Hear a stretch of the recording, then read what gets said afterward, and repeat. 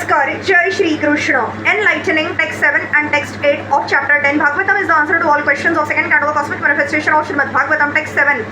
Abhasa shacha nirodha shacha yato astyadhya vasiyate sa ashrayah param brahma paramatmeti shabdyate. The Supreme One, who is celebrated as the Supreme Being or the Super Soul, is the supreme source of the cosmic manifestation as well as its reservoir and winding up. Thus, he is the supreme fountainhead, the absolute truth.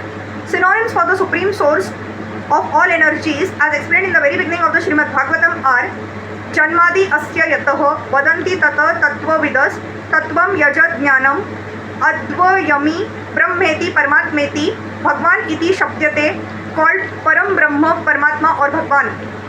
The word iti used here in this verse completes the synonyms and thus indicates Bhagwan. This will be further explained in the later verses, but this Bhagwan ultimately means Lord Krishna because the Srimad Bhagavatam has already accepted the Supreme Personality of Godhead as Krishna. Krishnastu Bhagwan Swayam.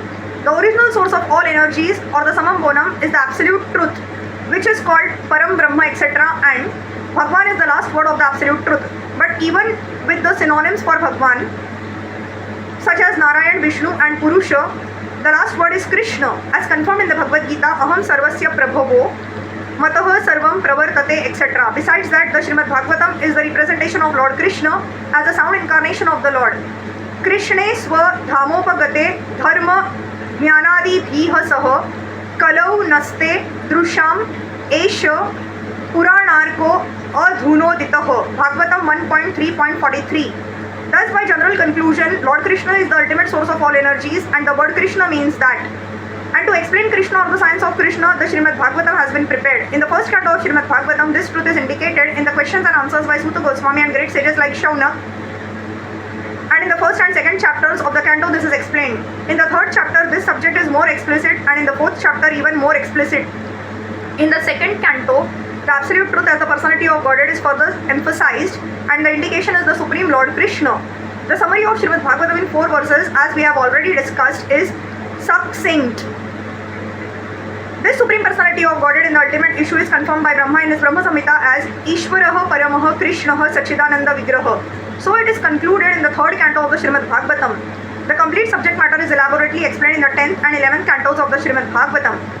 In the matter of the changes of the Manus or Manvantaras, such as the Swayambhuva Manvantara and Chakshusha Manvantara, as they are discussed in the 3rd, 4th, 5th, 6th and 7th cantos of Srimad Bhagavatam, Lord Krishna is indicated. In the 8th canto, the Vaivasvat Manvantara explains the same subject indirectly, and in the 9th canto, the same purport is there.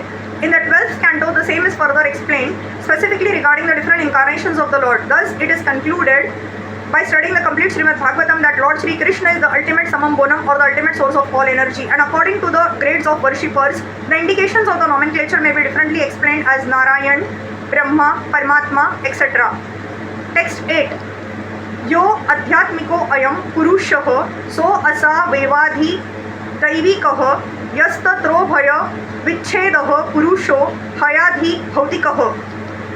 The individual person possessing different instruments of senses is called the Adhyatmic person, and the individual controlling deity of the senses is called Adhidaivikaha. The embodiment seen on the eyeballs is called the Adhibhautika person. The supreme controlling Samam Bonam as the personality of Godhead in his plenary portion of Paramatma or the super soul manifestation in the Bhagavad Gita 10.42, it is said, Athva bahu naiten kimad jnaten tavarjuna vistabhyaham idam kritsnam ekam shen sthito jagat. All the controlling deities like Vishnu, Brahma and Shiva are different manifestations of the Paramatma feature of the personality of Godhead, Shri Krishna, who exhibits himself in such manners by entering into each and every universe generated from him. But still apparently there are divisions of the controller and controlled. For example, in the food controlling department, the controller of food is a person made of the same ingredients as the person who is controlled. Similarly, each and every individual in the material world is controlled by the higher demigods. For example, we have our senses, but the senses are controlled by superior controlling deities. We cannot see without light, and the supreme controller of light is the sun. The sun god is in the sun planet, and we, the individual human beings or any other being on this earth, are all controlled by the sun god as far as our eyes are concerned. Similarly, all the senses we have are controlled by the superior demigods, who are also as much living entities as we are, but the one is empowered while the other is controlled. The controlled living entity is called the Adhyatmic person and the controller is called the Adhidaivik person. All these positions in the material world are due to different fructive activities. Any individual living being can become the sun god or even Brahma or any other god in the upper planetary system by a higher grade of pious work, and similarly one becomes controlled by the superior demigods by lower grades of fructive activities. So every individual living entity is subject to the supreme control of the Paramatma, who puts everyone in different positions of the controller and the controlled. That which distinguishes the controller and controlled, that is the material body, is called the Adhibhautika Purush. The body is sometimes called Purush as confirmed in the Vedas in the following hymn: Sa va esha Purusho Anna Rasa Mayoho.